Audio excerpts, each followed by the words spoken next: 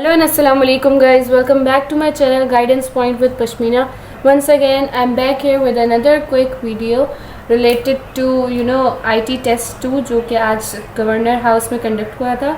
So yes, I've included 10 questions for it. Overall general question है, general video है related to English questions, IQ questions and again maths questions. So yes, without wasting much time, let's begin to it. Question number 1 state, we lost confidence in him because he never dashed the grandiose promises he had made. ठीक है, again go to the depth of the sentence, उसका मतलब समझें and then try to solve it. और options में है हमारे पास A forgot about, B tired of, C delivered on, D retreated from. सही है, हमने उसमें से एतमाद खो दिया. ठीक है, क्योंकि लिए डैश उसने कभी प्रोमिसेस फुलफिल नहीं किए. ऑफ कोर्स आप किसी में से कॉन्फिडेंस तभी लूज़ करते हो जब कोई बंदा कमिटमेंट करके वो आपको चीज़ें टाइम पे डिलीवर ना करे. So the correct answer for this would be delivered on. सही है, उसने टाइम पे डिलीवर नहीं किया, उसने टाइम पे प्रोमिसेस फुलफिल नहीं किए, इसी वजह से हमने उसमें एतमाद खो दिया. Question number 2 states that because it arrived so early in season before many other birds, the robin has been called the dash of spring. बाकी सीजन से पहले जो रॉबिन होता है स्प्रिंग में वो सबसे पहले आता है. ठीक है, तो इस वजह से बाकी बर्ड्स की उस पर कंपैरिजन में रॉबिन को क्या कहना चाहते हैं? प्रोटोटाइप का मतलब होता है नमूना. हॉस्टेज मतलब के डिसेंडेंट्स. प्रोटोजेनी मतलब औलाद. सही है. हार्बिंजर मतलब हार्बिंजर इसी चीज़ को कहा जाता है कि दूसरे के आने की जो खबर दे. तो रॉबिन दूसरे बर्ड्स के आने की खबर देता है, वो सबसे पहले सीजन में आता है. So of course the correct answer for B harbinger, क्योंकि लिए it is giving us a signal of other birds incoming. So yes, now coming towards question number 3 and 4. Question number 3 और 4 related to maths portion है. Question number 3 states that a man takes 50 minutes to cover certain distance. तो मतलब यहाँ पे हमारे पास time given है, distance given है, at the speed of 6 km/h speed given है. If he walked at a speed of 10 km/h, he will cover same distance in. अच्छा, सबसे पहले हम पहली स्टेटमेंट को लेंगे till the first full stop. पहले हमें डेटा बनाने नहीं है. ठीक है, टाइम क्या हमें गिवन है? It is 50 minutes. Then we have given the speed जो कि है 6 km/h. सही, और डिस्टेंस हम लोग को फाइंड करना है. Distance is unknown. Second statement में कहा जा रहा है कि if he walk at a speed of 10 km, again speed दी जा रही है, दैट इज 10 km/h, और they are asking same distance. मतलब पहले हमें इन इक्वेशन को कनेक्ट करके डिस्टेंस फाइंड करना है. डिस्टेंस का फॉर्मूला जो है, पहले हम सबसे पहले स्पीड के फॉर्मूले से देखते हैं. ठीक है, स्पीड का फॉर्मूला फिर हम रीअरेंज कर लेंगे. सबसे पहले बेसिक फार्मूला जो स्पीड का होता है, ठीक है, उसको हम रीअरेंज करेंगे तो हम डिस्टेंस फाइंड करेंगे.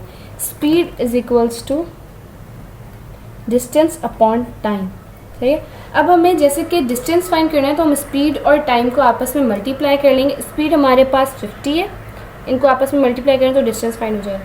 स्पीड हमारे पास 6 है और टाइम हमारे पास 50 है और ये डिस्टेंस. ठीक है, 6 5s are 30 and 0, तो हमारे पास जो डिस्टेंस आ गया वो 300 किलोमीटर आ गया. सो यहाँ पे हम इस फॉर्मूला में, अब यहाँ पे हम इस डेटा में पुट कर सकते हैं कि डिस्टेंस इज 300 किलोमीटर. अब हमें टाइम फाइंड करना है. Again same formula, main basic formula याद रखें, उसके बाद रीअरेंज होके you can get the answer related to any problem. सही, स्पेस यहाँ पे कम छोड़िए, बट यार विल मैनेज के हमारे पास टाइम फाइंड करना है. हमें speed is equals to distance upon time. अब हमें टाइम फाइंड करना है तो हम टाइम को एक जगह पे लेकर आके, ठीक है, और उसके बाद जो है स्पीड को हम दूसरी साइड पे कर लेंगे. टी यहाँ पे आ गया, डी अपॉन एस. डी हमारे पास 300 है, डी हमारे पास 300 है और एस हमारे पास 10 है, तो 0 0 30. सो हमारे पास टाइम क्या आ गया? हमारे पास टाइम आ गया 30 minutes. So the correct answer for this MCQ is 30 minutes. Coming towards question number 4. Which of the following is not a prime number? Prime number वो होता है जो अपने टेबल के अलावा किसी टेबल में ना है. 1 और अपने टेबल में. ठीक है, जैसे 2 हो गया. 2 आप देख लो, चाहे कितने भी टेबल्स काउंट कर लो, वो सिर्फ 1 में आता है और अपने टेबल 2 में आता है. 7 देख लें, 13 देख लें, 11 देख लें, 17 देख लें, इस तरह. तो अब इसमें पूछा जा रहा है कि इनमें से कौन सा प्राइम नंबर नहीं है. 17 it is a prime number. 21 it's not a prime number क्योंकि 3 के टेबल में भी आता है, सही है.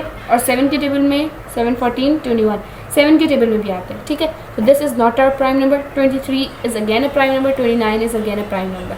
सो yes, the correct answer for this is 21B. तो येस, 5 और 6, 5 भी मैथ्स से रिलेटेड है and 7 is also about maths. तो पहले हम 5 और 7 कर लेंगे और फिर 6 की तरफ चलेंगे, सही. Question number 5, what number comes next in the series. IQ से रिलेटेड भी इस क्वेश्चन को कह सकते हैं. अगेन पैटर्न दिया हुआ है जैसे मैंने आपको वीडियोस में बताया था. पहली वीडियो में I guess I include a question related. Okay, 1 है, 3 है, 6 है, 10 है, 15 है. कोई लिंकेज ड्रॉ करेंगे, सही है. देखेंगे क्या सब्ट्रैक्ट हो रहा है, क्या ऐड हो रहा है या क्या मल्टीप्लाई हो रहा है. इन दोनों के बीच का डिफरेंस देखिए 2 है. इन दोनों के बीच के डिफरेंस देखिए 3 है.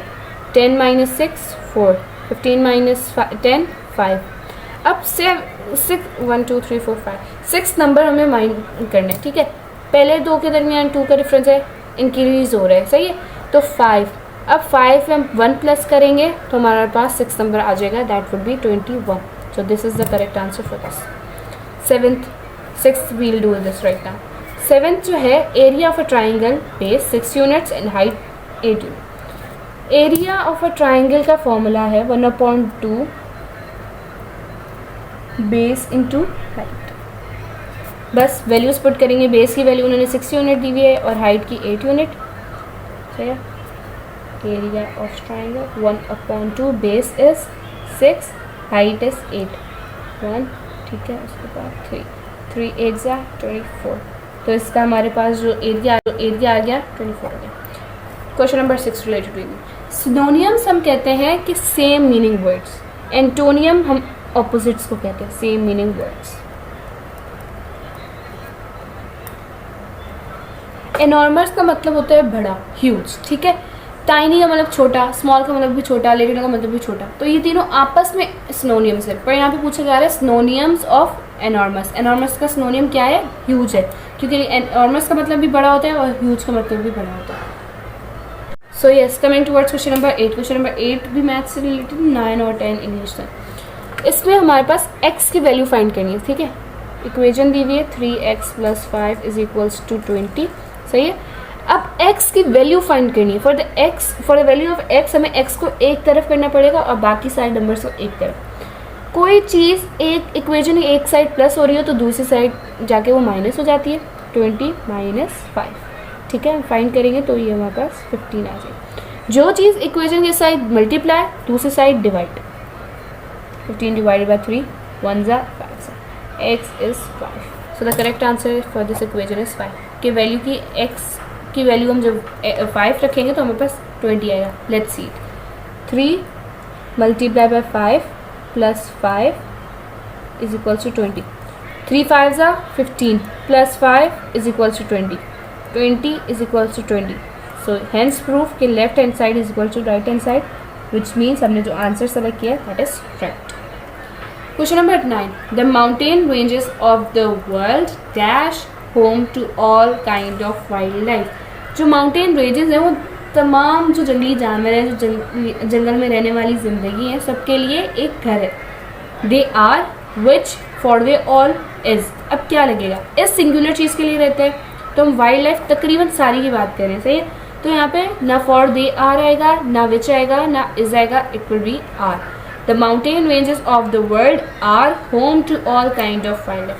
सबको फिट करके देंगे आपको आर के साथ ही सेंटेंस प्रॉपर भी लगेगा और मतलब you will feel it better.